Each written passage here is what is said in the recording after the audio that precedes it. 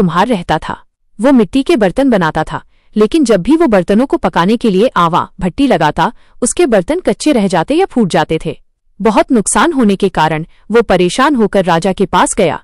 राजा ने राजपुरोहित को बुलाया। राजपुरोहित ने गणना करके कहा, हे राजन, अगर हर बार आवा लगाते समय एक बच्चे की बलि दी जाए तो कुम्हार के बर्तन सही पकने लगेंगे। राजा ने आज्ञा दे दी कि हर बार एक घर से एक बच्चा बलि के लिए दिया जाएगा। नगर में हाहाकार मच गया। एक दिन एक बूढ़ी औरत के इकलौते बेटे की बारी आई। वो बुढ़िया भगवान गणेश की परम भक्त थी और उस दिन सकट चौथ का दिन था। बुढ़िया बहुत रोई, लेकिन राजा की आज्ञा के आगे विवश थी। उसने अपने बेटे को विदा करते समय उसे गणेश जी का नाम लेकर एक तिलकुट, तिल और गुड़ का लड्डू और एक माला दी। उसने बेटे से कहा, बेटा, संकट हरने वाले गणेश जी पर भरोसा रखना, वे तुम्हारी रक्षा करेंगे। बच्चे को भट्टी में बैठा दिया गया और बाहर से आग लगा दी गई। बुढ़िया पूरी रात गणेश जी की पूजा और प्रार्थना करती रही। अगले दिन जब कुम्हार ने आवा खोला तो वो दंग रह गया। आवा के अंदर बुढ़िया का लड़का पूरी तरह सुरक्षित खेल रहा था। इतना ही नहीं, पिछली बार जिन बच्चों की बलि दी गई थी वे सब भी जीवित बाहर निकल आए। कुम्हार के सारे बर्तन भी सोने की तरह चमकते हुए पके थे। जब राजा को ये पता चला तो उन्होंने बुढ़िया को बुलाया। बुढ़िया ने बताया कि यह सब सकट माता और गणेश जी की कृपा है। तब से राजा ने पूरे राज्य में सकट चौथ के व्रत और तिलकुट के दान की घोषणा कर दी। तिलकुट चौथ की दूसरी कथा, देवरानी जेठानी की कहानी। ये कथा घरेलू सुख, समृद्धि और श्रद्धा के महत्व को दर्शाती है। एक घर में दो बहुएं थीं, देवरानी और जेठानी। जेठानी अमीर थी और देवरानी गरीब। देवरानी गणेश जी की भक्त थी और सकट का व्रत करती थी। जेठानी उसे बहुत ताने मारती थी।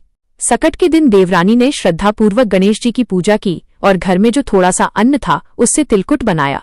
जेठानी ने चिढ़कर उसके बच्चों को भोजन नहीं दिया। तब गणेश जी ने एक ब्राह्मण के रूप में देवरानी की परीक्षा ली और अंत में उसकी झोपड़ी को धन धान्य और सोने चांदी से भर दिया। जब जेठानी ने ये देखा तो उसने भी लालच में आकर व्रत किया, लेकिन मन में श्रद्धा न होने के कारण उसे फल नहीं मिला।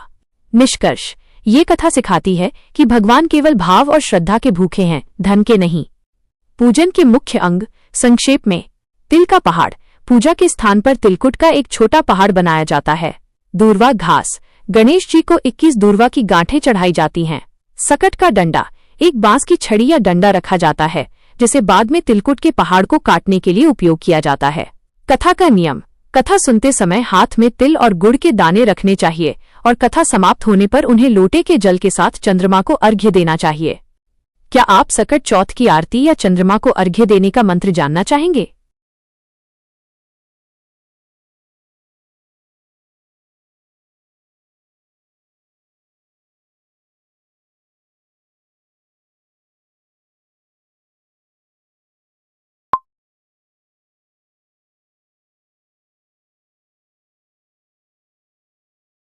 सकट चौथ की पूजा के अंत में गणेश जी की आरती और चंद्रमा को अर्घ्य देना सबसे महत्वपूर्ण माना जाता है।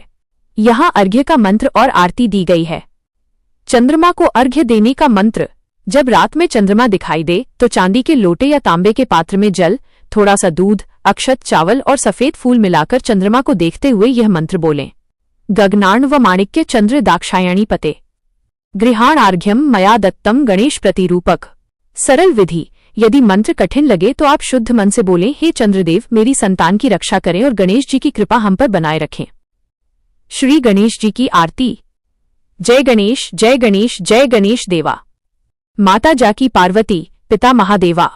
एक दंत, दयावंत, चार भुजाधारी। माथे पर तिलक सोहे, मूस की सवारी। जय गणेश, जय गणेश, जय गणेश देवा। पान चढ़े, फूल चढ़े और चढ़े मेवा। लड्डुअन का भोग लगे, संत करे सेवा। जय गणेश, जय गणेश, जय गणेश देवा। अंधन को आंख देत, कोढ़िन को काया। बांझन को पुत्र देत, निर्धन को माया। जय गणेश, जय गणेश, जय गणेश, जय गणेश देवा। सूर श्याम शरण आए, सफल कीजे सेवा। माता जाकी पार्वती, पिता महादेवा। जय गणेश, जय गणेश, जय गणेश देवा। कुछ विशेष बातें याद रखें। 1. तिलकुट का दान। पूजा के बाद तिल और गुड़ का बना प्रसाद, तिलवा, ब्राह्मण को दान करना या सुहागिन महिलाओं में बांटना शुभ होता है। 2. सकट माता का आशीर्वाद। कथा सुनने के बाद अपने पल्लू आंचल में रखे तिल के दाने और पैसे निकालकर घर की बड़ी बुजुर्ग महिला के पैर छूकर उन्हें दे दें। 3. अगला व्रत। 2026 में ये व्रत 6 जनवरी को है। क्या आप इस व्रत के बारे में कुछ और विशेष जानकारी चाहते हैं?